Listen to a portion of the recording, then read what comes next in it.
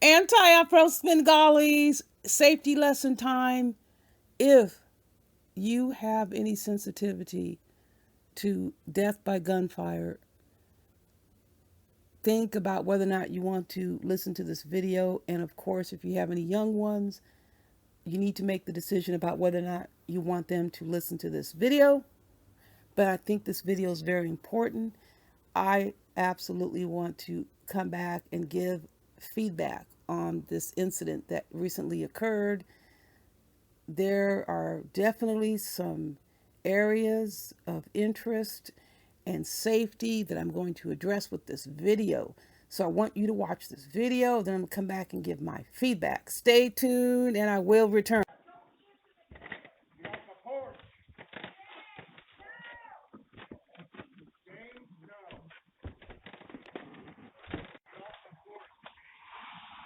A Ring doorbell camera captures the terrifying moment when a woman's ex-boyfriend is shot and killed by her father.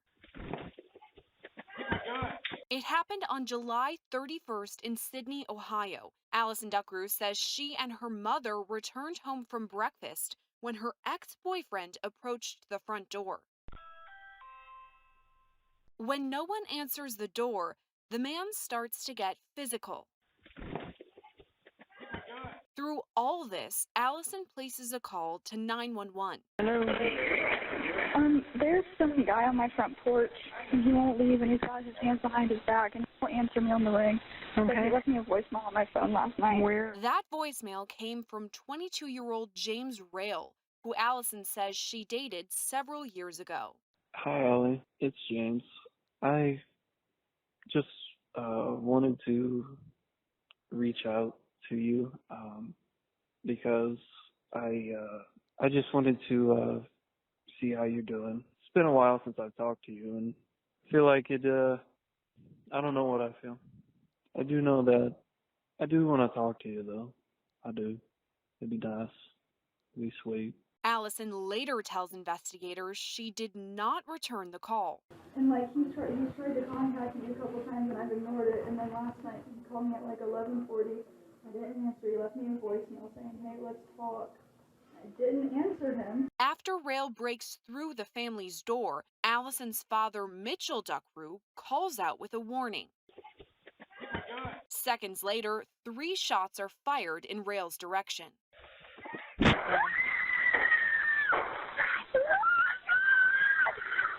Getting further. Please hurry, I'm sorry. Ma'am? Yeah? What's going on? He broke through the door and my dad shot at him. Ring footage shows Rail falling to the ground before dragging himself toward the family's garage. Soon after, several neighbors approach the scene. He tried to break in and get to our daughter. Okay, well, he's not moving. He'll have a gun. He broke our door in. Did you shoot him? Yes.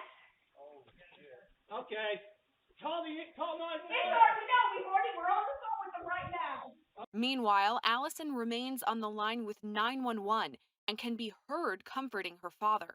Dad, you're the best dad ever. You just saved my life. I know I got Fort Laramie. It's gonna be Fort Laramie. No, you saved my life, Dad. Do what? As the Duckrew family stays inside the home, neighbors outside monitor the situation. Dude, I don't. You better hurry up and get an ambulance now. Oh my gosh. Hey, did you already tell them, Alan? Yeah. Did you Did you tell them me he shot? He's dead. He's shot. He's gone. Dude, he's about ready to die. Yeah, I hear him. He's dead. He died. Several minutes after gunshots rang out, officers arrived to the scene. The guy's dead right here. Where's the guy with the gun? Inside the house. He's the homeowner. This guy tried to break in the house. Okay. And the guy was just basically protecting himself. We're right here. Okay, you guys have your gun down? Yeah, we're right here. This guy. Officers enter the home and secure the weapon used in the shooting. After that, the Duckrew family explains how the situation began and quickly escalated. Was he following all 3 of you or just you? Just you two? And you were already home? Yeah, we just came back from breakfast. Okay. Knew where I was. Okay. He just followed me and zipped into my driveway. Allison tells officers she had no communication with Rail for several years until he called her out of the blue. How he talked on the phone, I should have known he was going to do something stupid. Body camera footage also shows Allison embracing her father and later sitting next to him near the family pool. At the same time, other officers secure the situation in the front of the home and speak with neighbors. So we're here next door and all this I heard the went down, gunshots and I seen him drop. And invasion. The homeowner. I mean, you see a body laying there. An Ohio grand jury later declined to indict homeowner Mitchell Duckrew in the shooting based on stand your ground laws in the state. People, I don't know how many have seen this video or heard of the situation, but let me tell you, the first thing that came to mind when I saw this, I was floored when I saw how fast this dude got into that house. I hope all of you will take a second look at your door frames and get an expert over to your house. I'm like, who in the hell is this person? I did some research. He's a steel worker, but still, nobody should be able to get into your house like that. He was by himself and he shouldered his way into that home. It doesn't matter what neighborhood you live in. No one should be able to get into your home within seconds like that. It was mind-boggling. And also, very important, install the peephole camera. Don't just rely on the peephole. Because if you have just the peephole, you got to go look through the peephole. Then if somebody's there, you got to go run and do. No. Use that peephole camera. Have it installed. They aren't that expensive. You are able to view that from any place in the home. You can access the camera from anywhere. And you can see who's coming to your door. And to me, it's amazing. And the family of the man that was killed, they're having, of course, conniption fit saying that the man should not have been shot. Do you know that he actually got into the house? Like he got in there, he actually busted the door in. And thank God that father did not hesitate to fire that weapon. So here is the situation. If you're going to be armed with a weapon in your home, it doesn't matter the gender, you better be prepared to pull the trigger. That's the bottom line. None of this mess about, trying to scare somebody. The father set an excellent example of being prepared to fire a weapon, somebody coming into your home. Now, this is a good lesson for these people around here in these YouTube streets. Going to people's homes, there are people out here, just like this father, are not going to hesitate to defend themselves. And I'm one of those people. Thankfully, he called her first. So she had somewhat of an alert. But he actually was determined to get into that house. People say things and they do things. You should always take people at their word. Now, here's another thing. My life before I came on YouTube, I've always lived the way that I lived. I always take precautions. It's not anything different as far as safety being a priority. I'm not a hermit. I've never been a hermit. Nobody's going to disrupt the way I live. I'm going to take precautions, but I'm asking all of you to make sure you look at your door frames. Have somebody look at your door frames, because nobody should be able to by him or herself shoulder or kick their way into your house like that. That is ridiculous. I don't know what kind of system they had with their doors, but to me, that was the scariest part of the whole video. That he was able to quickly get into that house. What if the dad wasn't home? I don't know if the mother and the daughter know how to use the gun.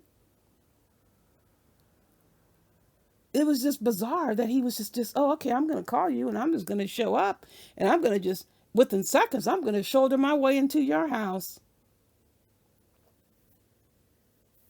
All kinds of things go on, people. He was determined to get into that house, and he did.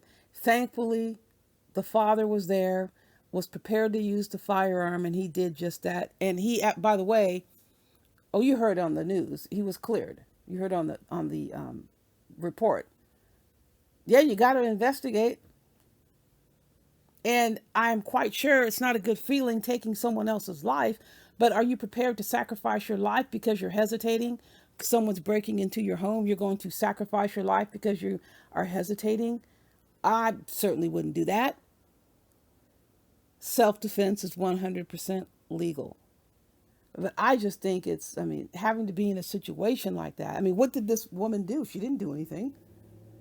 You heard her. She hadn't spoken to him in a while. He decided he's going to show up. He had no business being there. But business did he have there? He had no business there whatsoever. He decided to go to a place he had no business being at, and he decided he had the right to bust his way into somebody's house. What other option would there be? Had he gotten in there, he probably would have headed towards the kitchen and got knives and everything. You can't let people do that. What are you going to have a conversation with somebody like this? You're not obligated to have a conversation with somebody who's busting into your home. These people actually think out here in these wherever streets, whether they're YouTube streets or the regular streets, you are going to talk to me. You're going to listen to me. And if you don't want to listen to me, I'm going to force my way into your existence, into your space, into your psyche. I'm going to come to your house. I'm going to force my way in. And guess what you have a right to do? You have a right to defend yourself with deadly force. And they did the right thing. It's unfortunate that a life was lost. His family's freaking out. They're up in arms. Well, they should be sacrificing their life and waiting to see what he's going to do when he gets into that house. And I did some more research on this situation, and the young lady said that he was on acid and everything else. That's why she broke up with him. He started acting very strange. He was on drugs, and she decided to split from the relationship. And he got mad, then went to some other state, and she pretty much forgot about him. But obviously, he didn't forget about her. I guess it was how dare you break up with me situation. And he wanted to come over there, and I'm gonna make you talk to me.